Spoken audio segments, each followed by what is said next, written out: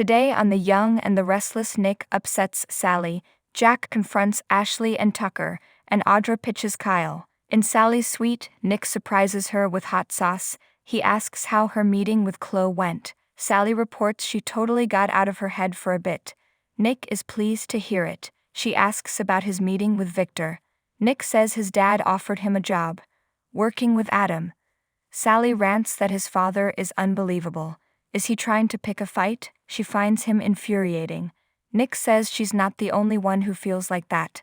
Sally complains about Victor trying to bring Nick into his drama with Adam and stir the pot.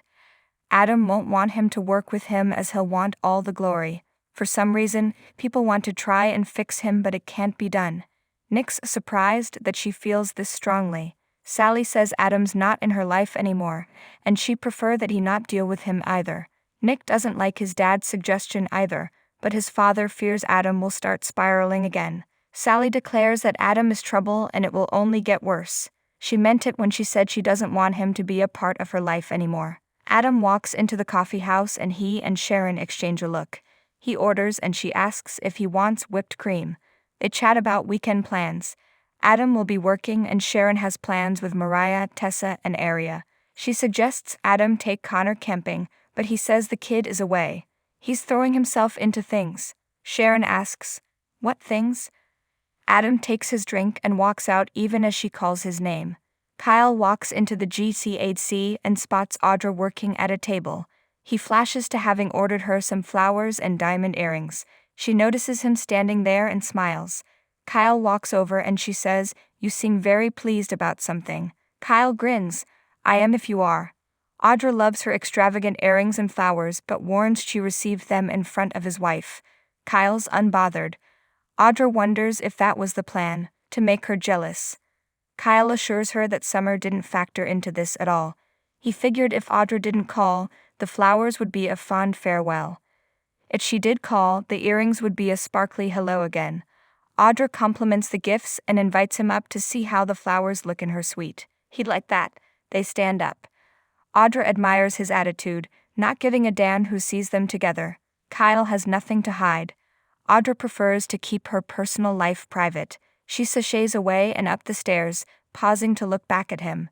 At society, Ashley and Tucker toast to the provocative bit of PR they just sent out and to a successful venture.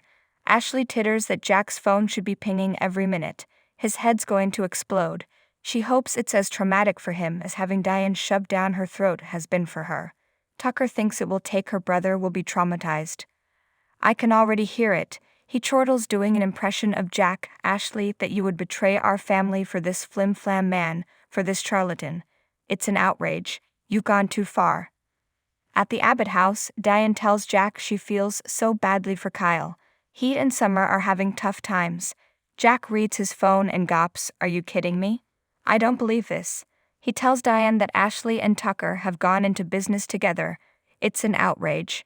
Diane takes the phone and reads that they're helming a new health and beauty startup. She feels it can't be real. Jack has to make a call.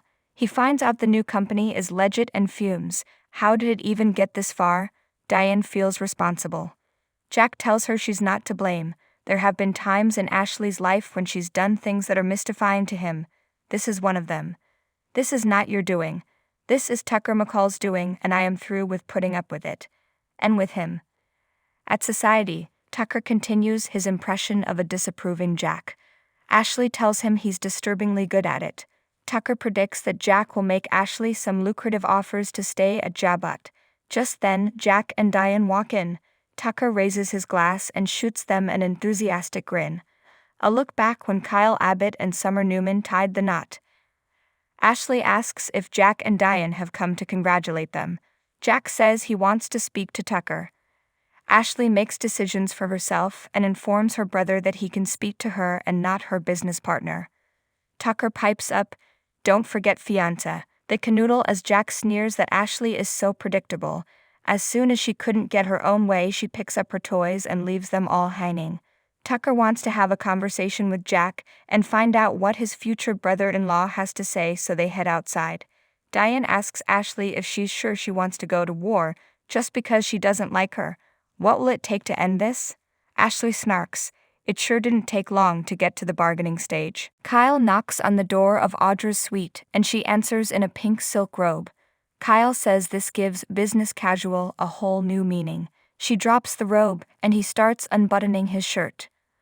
While working in the jazz lounge, Adam flashes to his last conversation with Nick, in which he complained about his brother always being the hero. In Sally's suite, Nick tries to change the subject from Adam to Chloe and work, but Sally needs to rest. Nick asks if she wants to watch a movie, but she needs space. She has a hair-trigger temper right now and doesn't want to say anything to hurt him. She can tell he's trying. Nick kisses her and goes. In Audra's suite, she and Kyle kiss after sex. He feels like he's 20 again back in New York. Audra says it feels like she had to give up a big part of herself to be successful. No time to be playful or spontaneous. They can be carefree there. Kyle muses. Until the next meeting or spreadsheet.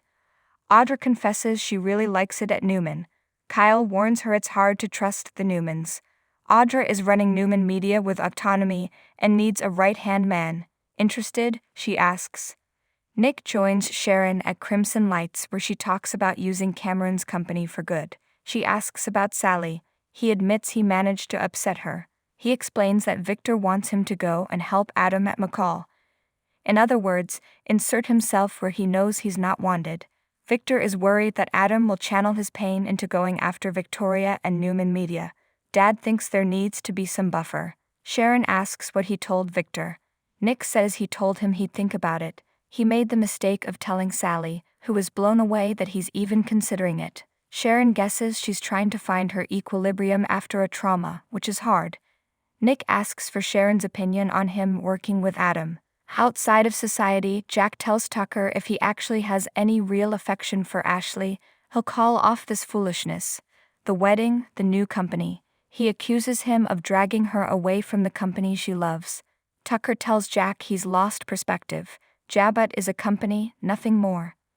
If he wants to honor his father, he should wish his sister well, toast her new beginning, and embrace her impending marriage. Jack calls him a selfish son of a bitch who wants everyone else's life to be as empty and meaningless as his.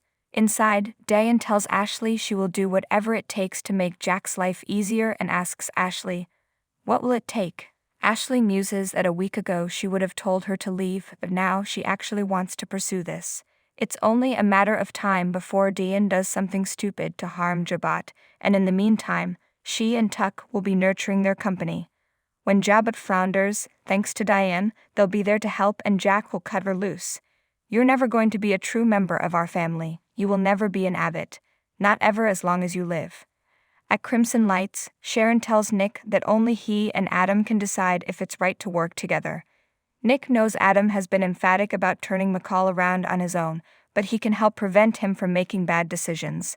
Sharon wonders if Adam will take this as a sign of a lack of faith on Victor's behalf. Nick concedes there are a lot of red flags. Sharon muses, "But you want to do it." In Audra's suite, she makes her pitch to Kyle on why he should join her at Newman Media. The kicker is that Adam is using McCall as a weapon to come after them. If he can make a go of it, Newman Media might be imperiled. "We need to swing first and swing fast, and I think you're the perfect man for the job." Kyle hesitates and she asks why. He says, "One, my family." Outside society, Tucker thinks Jack is afraid to go toe-to-toe with Ashley, and that's why he's out there bickering with him. Tucker says they both know she does what she wants. He suggests Jack just admit it. The sooner he does, the sooner he'll be on his journey to acceptance. At Crimson Lights, Sharon tells Nick she suspects he already knows what her advice will be. Nick guesses she thinks he should do it because Adam is grieving and is a powder keg. He can help prevent anyone else from getting hurt if he explodes. Sharon asks, "So, what will you do?" In the jazz lounge, Adam thinks back to slipping the note under Sally's door. In her suite, Sally thinks about Adam's note and sighs. In the lounge, Adam flashes to Audra taunting him about being stood up and warning her to prepare for the biggest battle of her life. At society, Jack and Diane leave.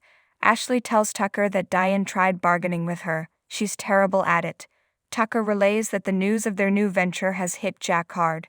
Ashley says the celebration has gone even better than she was hoping for. They down champagne and grin. In Audra's suite, she continues to make her pitch for Kyle to join her at Newman Media. He muses that the company is going places, that's for sure. Still, it's not a decision he can make on the spur of the moment. Audra thinks it would be a lot more palatable than working with his estranged wife. Kyle starts kissing her and they begin having sex again.